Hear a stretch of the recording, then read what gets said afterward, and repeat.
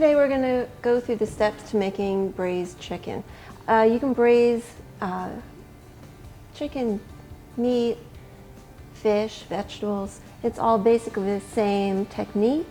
It's just how long you're going to cook it for after you brown it off. So for today we're using chicken, and I have a whole chicken here that I've cut up and deboned. Mostly the wings, I left the bones in. Then we're going to I'm going to show you how to do oblique carrots, and we'll have celery, onions, a little apple cider vinegar, some fresh cold pressed apple cider, some fresh thyme, bay leaves, and a little oil and butter to cook it in. So let's get started. So the first thing we're going to do is we're going to season our chicken. So a little fresh pepper,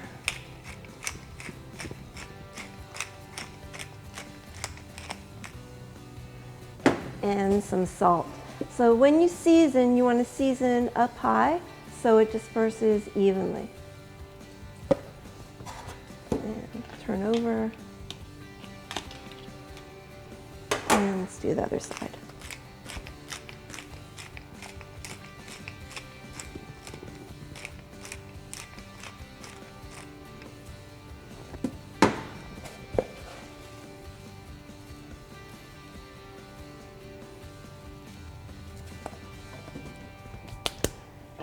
Now we're going to start heating up our pan. And when you saute, you always want to get your pan hot first before you add your oil and your butter. So that takes a minute or two. And while we're doing that, we're going to dredge our chicken in the flour. So for chicken and fish, it's a good idea to flour first because that helps give it a nice brown when you saute it off. Beef, pork, things like that, not necessary, although flour will help to make your sauce a little thicker as it cooks. So to dredge in the flour, you simply put, and then just knock off any excess.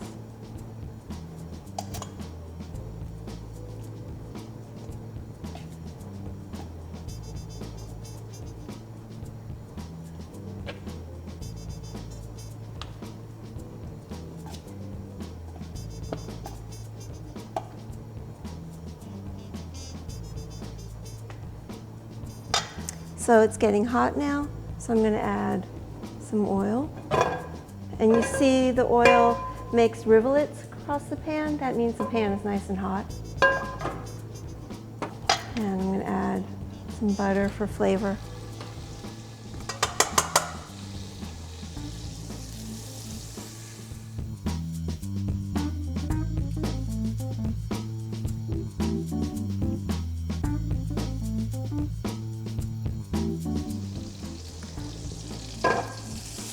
So I put it in. When you put your food in the hot pan, you always want to put it in away from you, and you want to put the serving side down first. So the skin side is the side you would serve facing up on the plate. So you want to put that down first.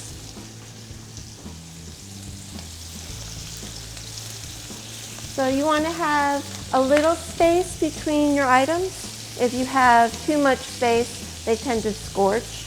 And if you're too crowded in your pan, instead of browning, they release their juices and they boil, which can toughen the product and not give you that nice brown coating.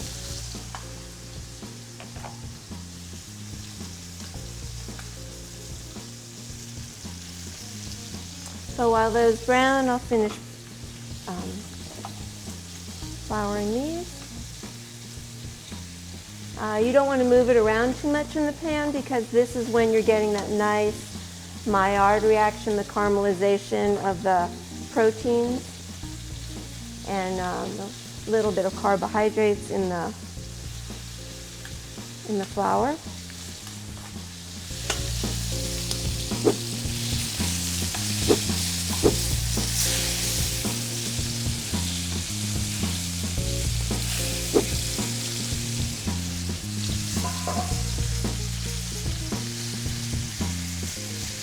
not brown yet.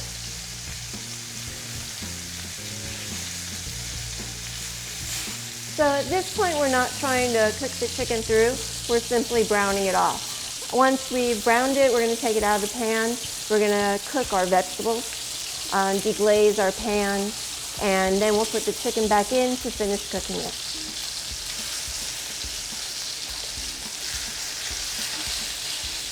So that's got a lovely brown to it.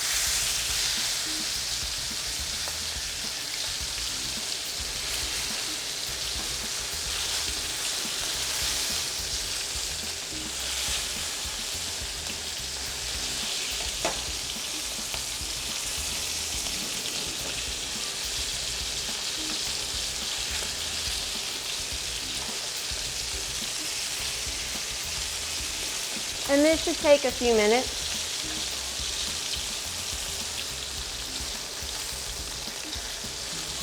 So like I said, you're not cooking it through at this point, so we're just going to take it out so I can do the next batch.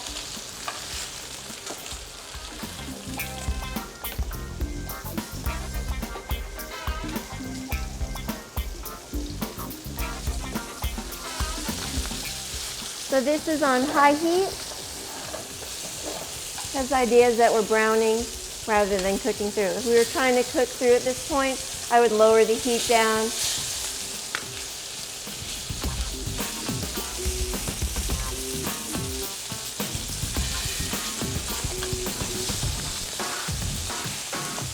If you see it starting to get too brown on one side of the pan, you want to add a little oil over there so that the flour doesn't burn.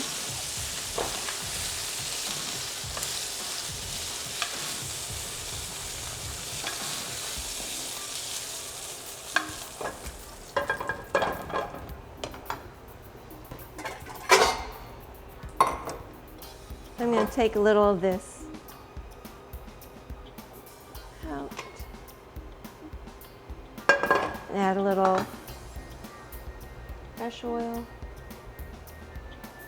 And I'm going to add my celery and my onions to start them cooking. And from here you can lower the heat down a little bit too.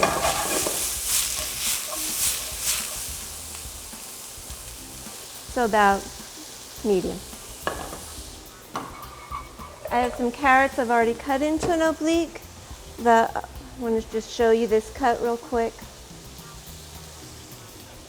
So with an oblique cut is specifically for items that are not the same width the whole way.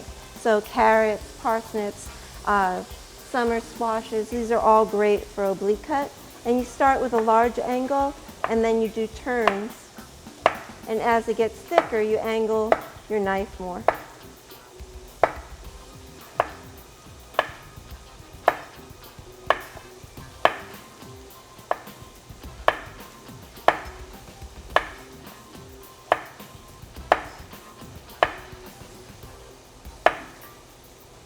So you get carrots that are basically the same size, so they'll cook evenly.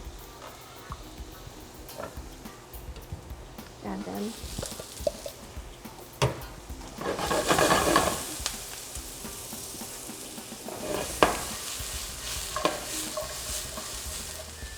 So from here what we're doing is we're just browning the onions, softening them up a little, creating a little sweetness, getting any bits and fond up off the pan from the chicken.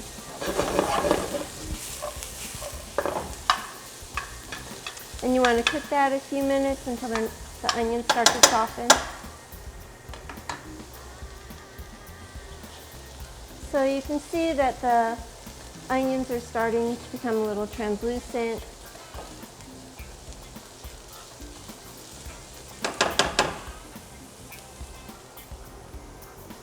And turn the heat back up. Get a little caramelization. Sugar in the carrots and the onions will add a really nice flavor to the dish.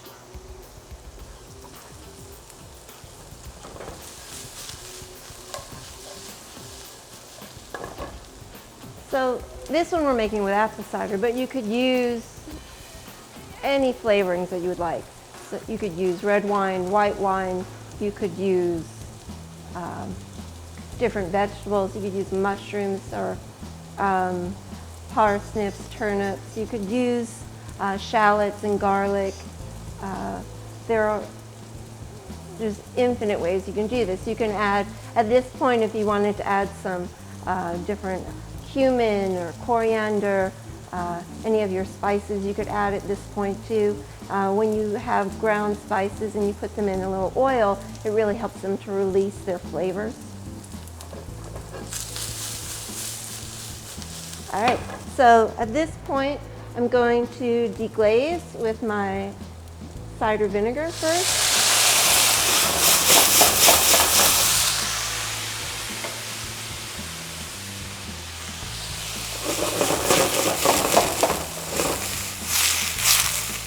So deglazing is simply adding a cold liquid to a hot pan. And when you do that, any fond, anything that's stuck on the pan will release from the pan and give your sauce flavor. So the vinegar is pretty much evaporated off at this point. And I'm going to add our apple cider. And then I'm going to place my chicken back in the pan, skin side up.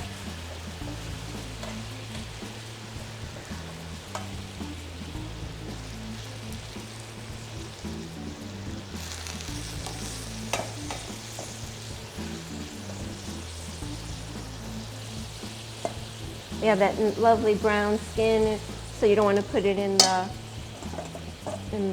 liquid because that'll make it soggy.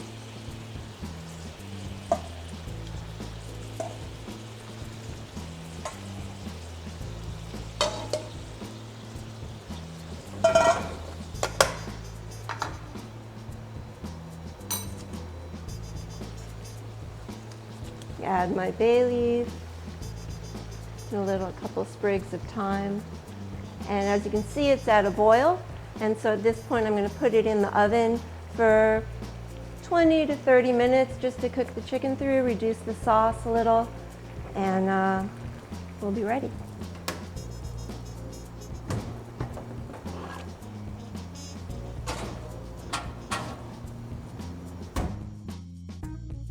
All right, the chicken should be ready now.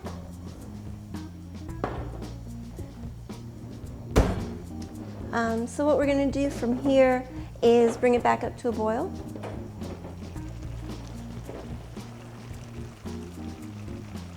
And skim a little of the grease off.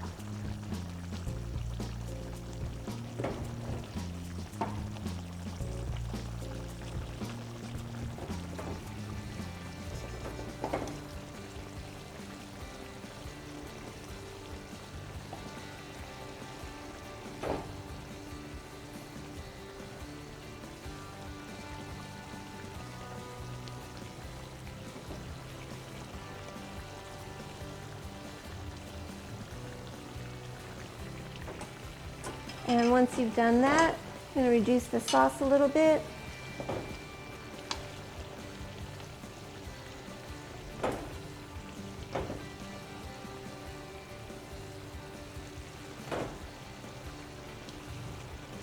And it's ready to serve.